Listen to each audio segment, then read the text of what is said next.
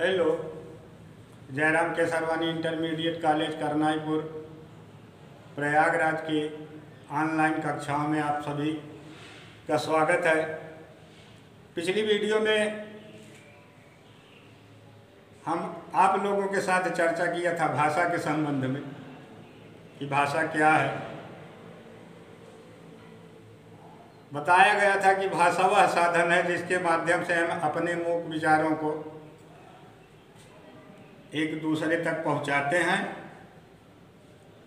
और दूसरे के विचारों को समझते हैं। भाषा के 3 रूप बताए गए थे: मौखिक भाषा, लिखित भाषा, सांकेतिक भाषा। और हिंदी भाषा कब राजभाषा के रूप में स्वीकार की गई संवैधानिक रूप से, पिछली वीडियो में हम इस पर बात कर चुके हैं। आइए अब हम देखते हैं कि कोई भी भाषा सरल, सुबोध और सुंदर किन कारणों से बनती है। वह ऐसी क्या चीज़ है जिसके कारण हमारी भाषा सुंदर, सरल और सुबोध हो।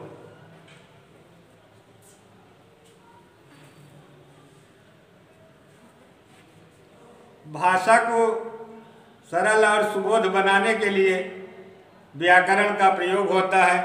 आइए हम जानते हैं कि व्याकरण किसे कहा जाता है।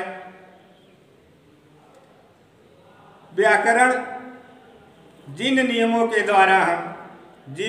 के द्वारा हम किसी भाषा को शुद्ध बोलना, लिखना तथा ठीक प्रकार से समझना आता है, उसे हम व्याकरण कहते हैं।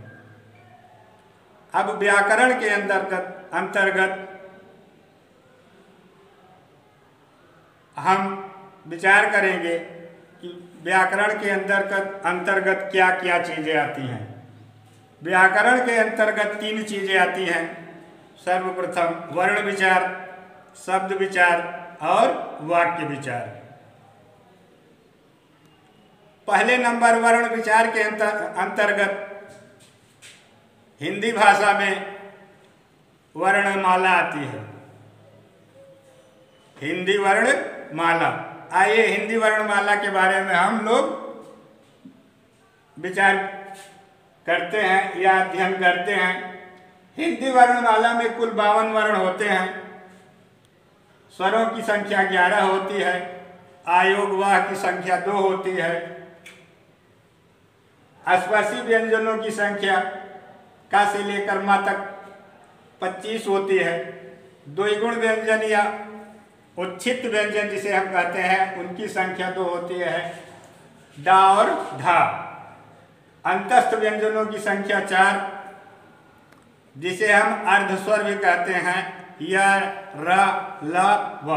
और ऊष्म व्यंजनों की संख्या 4 होती है। संयुक्त व्यंजनों की संख्या 4। कहने का मतलब कुल मिलाकर स्वर और व्यंजन दोनों की संख्या मिलाकर कुल 52 वर्ण होते हैं हिंदी वर्णमाला में।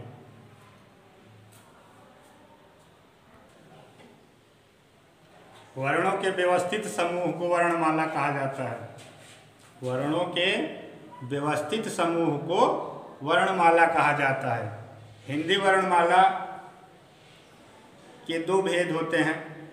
पहला स्वर, दूसरा व्यंजन। स्वर वर्णों की संख्या 11 और आयोगवाह की संख्या 2। इस तरह से कुल मिलाकर हम कह सकते हैं कि स्वरों की संख्या 13। अब देखा जाए तो स्वर वर्ण किसे कहा जाता है। स्वर्ण वर्ण हम उन्हें कहते हैं जो स्वतंत्र रूप से बोले जाते हैं, जिन्हें बोलने में हमें किसी दूसरे वर्ण की जरूरत नहीं पड़ती है। स्वर वर्ण के 3 भेद होते हैं। पहला भेद ह्रस्व स्वर, दूसरा दीर्घ स्वर, तीसरा प्लुत स्वर। ह्रस्व स्वर को ही लघु स्वर या मूल स्वर भी कहा जाता है। इनमें 4 वर्ण आते हैं अ, ई, उ, री। दीर्घ स्वर के अंतर्गत 7 वर्ण आते हैं और प्लुत स्वर के अंतर्गत, प्लुत स्वर किसे कहा जाता है पहले हम ये जान लें। प्लुत स्वर हमें नाटक या संवाद के समय देखने को मिलता है, या किसी को जब तेज से बुलाते हैं तो प्लुत स्वर का प्रयोग मिलता है।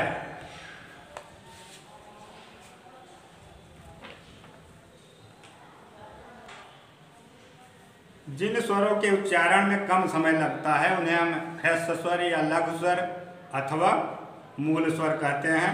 इनकी संख्या 4 होती है। इनके बाद दीर्घ स्वर आता है। दीर्घ स्वर में ह्रस्व स्वर की अपेक्षा 2 गुना समय लगता है।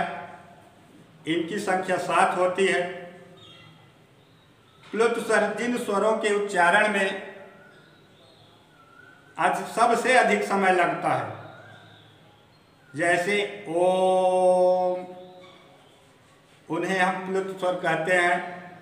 संवाद, नाटक या बुलाए जाने में इनका प्रयोग देखने को मिलता है। इसके अलावा भी कुछ स्वर होते हैं जो दो स्वर के मिलने से बने होते हैं, जैसे ए, ऐ, ओ और औ। आ और ई को मिलाकर ए, आ और ए को मिलाकर ऐ, आ और उ को मिलाकर ओ, आ और औ को मिलाकर औ। इन 4 वर्णों को संयुक्त स्वर कहा जाता है। स्वर में ही अन् और अ आते हैं, जिन्हें अनुस्वार और विसर्ग कहा जाता है।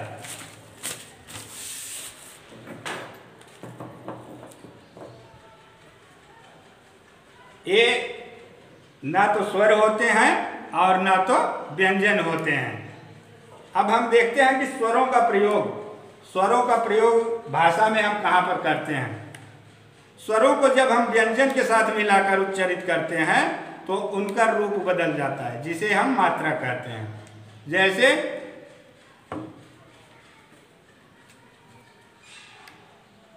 क व्यंजन वर्ण के साथ यदि हम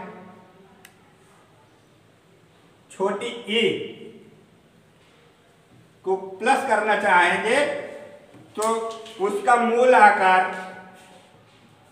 बदल जाएगा और उसकी मात्रा जुड़ जाएगी का वर्ण के पहले।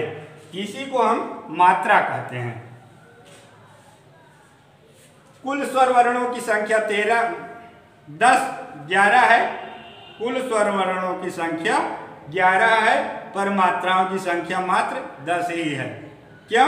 क्योंकि स्वर का पहला वर्ण अ, छोटा अ ही सब स्वरों में समाहित है, इसलिए उसकी कोई मात्रा नहीं होती है। यानी कि स्वरों की संख्या हम कह सकते हैं कि 11, पर मात्राओं की संख्या केवल 10।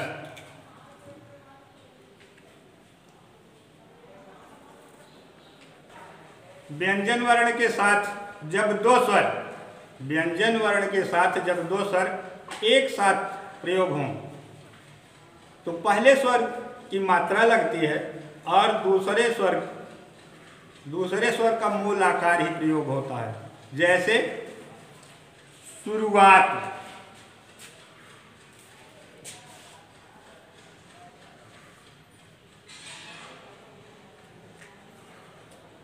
यहाँ हम देखते हैं कि रा के साथ ओ पहला स्वर, और जब दूसरा स्वर आ रहा है तो वह अपने मूल आकार में ही प्रयोग हो रहा है। तो इस तरह से हिंदी वर्णमाला के